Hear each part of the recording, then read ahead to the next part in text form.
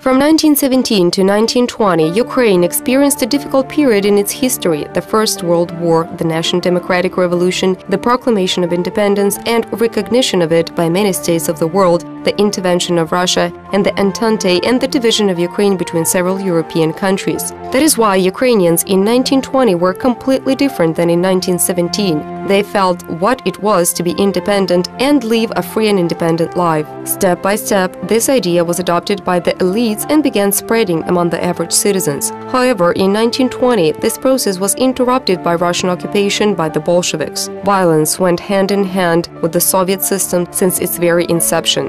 Revolutionary slogans like freedom, equality, brotherhood turned into the Red Terror. For the Bolsheviks, after their strengthening in Ukraine, it was no secret that their positions here were very weak. The new authorities had no real support, neither among the peasantry nor among the working class, especially among the townspeople. This can be evidenced by one of the archival reports of Yekaterinoslav security officer in the center dated 1922. There is no food and there is nowhere to take it. The moods of employees of Soviet public institutions were mostly negative. The workers were totally indifferent to the Soviet power and the Communist Party. They were not interested in politics at all and condemned Soviet power. They said the regime brought them to hunger and poverty. Workers said the Soviet government was incapable of maintaining with industrial enterprises and leased them out to former heads. The communists were looked at with a smile and were viewed as Soviet bourgeoisie. Lenin and Trotsky were called little tsars who settled in the Kremlin. The Bolsheviks went into Ukraine 3 times, and it was very difficult for them to make root here. They made many attempts and finally realized that without exploiting the potential of the revolutionary Ukrainian movement, they would never be able to establish themselves here. The rejection of the Bolshevik dictatorship by a significant part of Ukrainian society required the communists to carry out a very well-balanced and rational personal and national policy in the Ukraine Republic. What principles should unite the community and what policies should be conducted inside? In order to keep those outraged by revolutionary events in the outskirts of the empire, it was necessary to introduce and promote a program that would be positively received by the people, or, at the very least, one that would not incite such resistance in the form of Makhno movement, the so-called green banditry, and the emergence of other bosses and other criminal syndicates.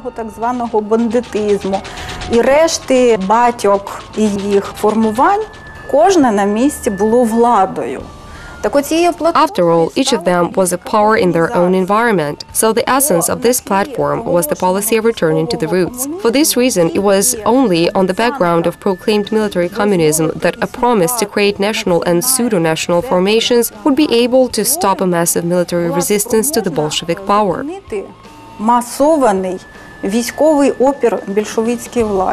In April 1923, in Moscow, at the 12th Congress of the Communist Party, a program was adopted for carrying out localization. It envisaged the involvement of indigenous representatives of the Soviet republics and autonomy of local leadership and support for national languages. The policy of localization was proclaimed, and in each republic it would take on its own shape and form. In Ukraine, it was propagated and moved forward along 2 paths: Ukrainization with respect to Ukrainians and the localization of ethnic minorities. The slogan of Ukrainization, which Lazar Kaganovich introduced in Ukraine in 1925-1927 and was initiated by Stalin, meant intercepting slogans and the methods of nationalists in order to prevent them from taking root in Ukraine.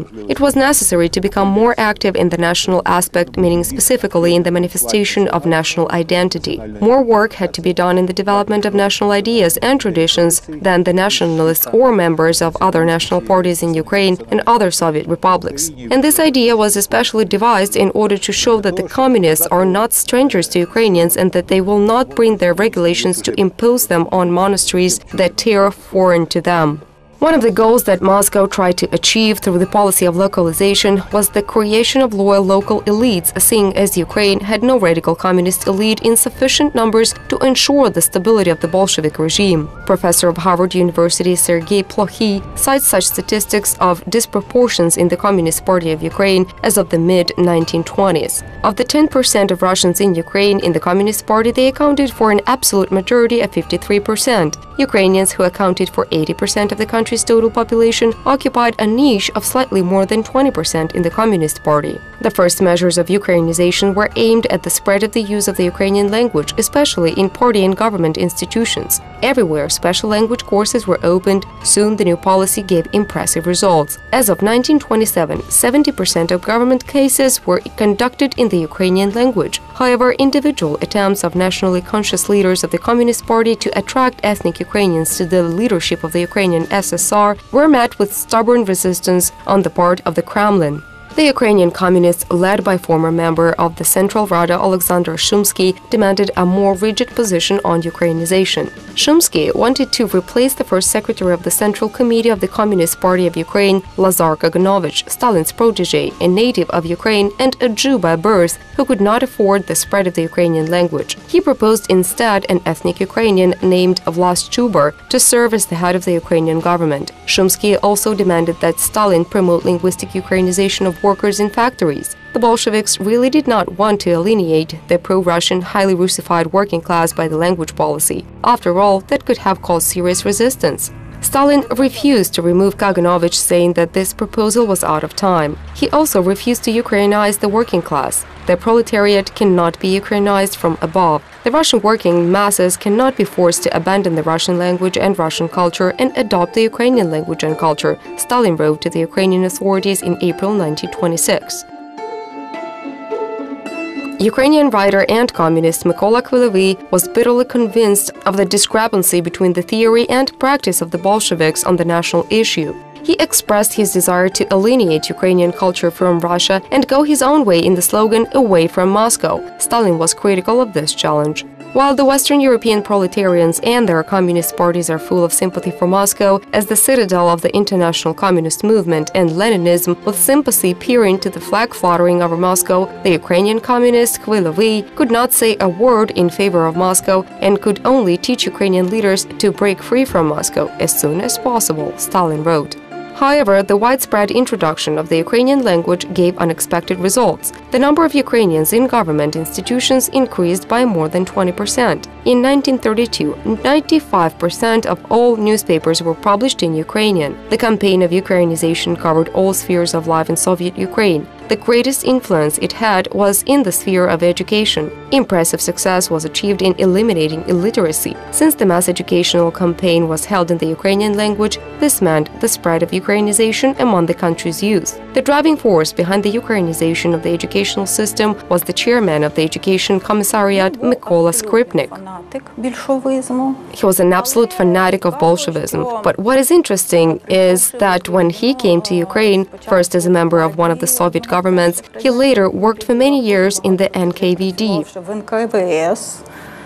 Ви розумієте, що рівень довіри Кремля до нього був таким, що він очолював на... It is also clear that the level of the Kremlin's trust in him was such that he was in charge of the NKVD at the most difficult stage of the Soviet government. Просвіти, очоливши його, то він, звичайно, став постаттю, яка собою унаочнювала українізацію як таку. Thanks to Skripnik and his oratorial and journalistic skills, Ukrainization began to be perceived as an important state affair, both in party circles and among various strata of the population. Він органічно сприйняв українізацію і повірив в те, що ця українізація... He organically took Ukrainization and believed that this is the real policy of the Communist Party. And it is quite obvious that he did a lot to support this Ukrainian way in education and culture. Цей український шлях в галузі освіти, культури підтримати. Він дуже багато зробив для того, щоб на Кубані... He put great efforts into the revival of Ukrainian cultural and educational life in the Kuban. Mykola Skripnik made a lot of efforts to develop culture, literature and art right here on Ukrainian soil, here in Ukraine. Українське тут, на українській землі, саме в Україні. However, when on the wave of Ukrainization, Skripnik put forth the idea of joining the lands of Kuban and the Kursk, Voronezh, Saratov Oblast of the Russian Federation that were inhabited mainly by Ukrainians to Ukrainian territory, this came as a real shock to the Kremlin. After all, those in the Kremlin were secretly convinced that only Moscow has the right to imperial appetites. Mykola Skripnik's movement of glory steadily headed towards its end when the forced collectivization in Ukraine began to gain speed. The Ukrainian peasantry showed the strongest resistance to it. Then it became clear in Moscow that the Skripnik's Ukrainization could not be an effective tool of Sovietization. Skripnik was accused of national deviation, fired from his job, and demanded from him public repentance. But he felt that he was doing everything right. He did not want to obey the regime and then committed suicide. Почала згортатися ця українізація.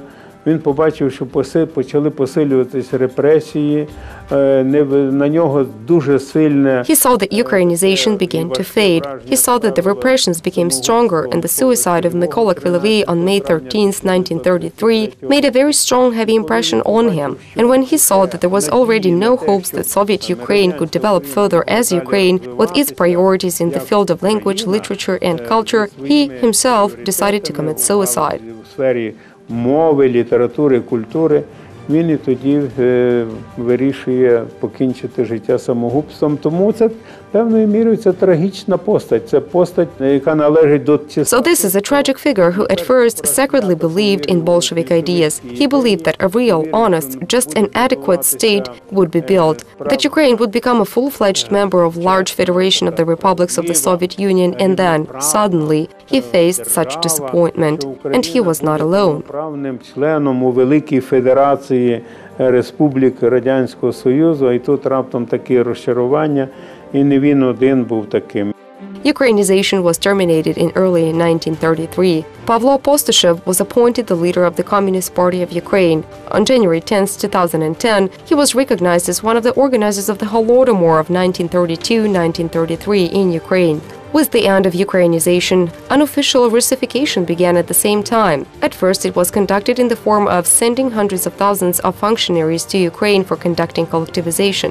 Then, Stalin declared the so-called local nationalism the main threat to the unity of the Soviet Union. The oppression of Ukrainian culture and education began. The outstanding works of Ukrainian historical science and literature were taken out of libraries. Hundreds of Ukrainian plays were forbidden, and hundreds of Ukrainian theaters were shut down. Museum workers and historians were generally forbidden to mention the history of the Cossacks. Kremlin apologists mocked the national theory of Ukraine's identity. At the same time, all aspects of Russian culture and Russia's leading role in the USSR were praised as internationalism, proletarian solidarity, and friendship among nations. In the early 30s, it became clear that the proclaimed policy of localization in 1923 was far from dedicated by the need to increase the number of Ukrainians in the party and government. The sole objective of the Kremlin was to simply mislead the people under the control of the USSR and people all over the world who were supposed to believe in the demonstrative desire of the Bolsheviks to find solutions to national problems.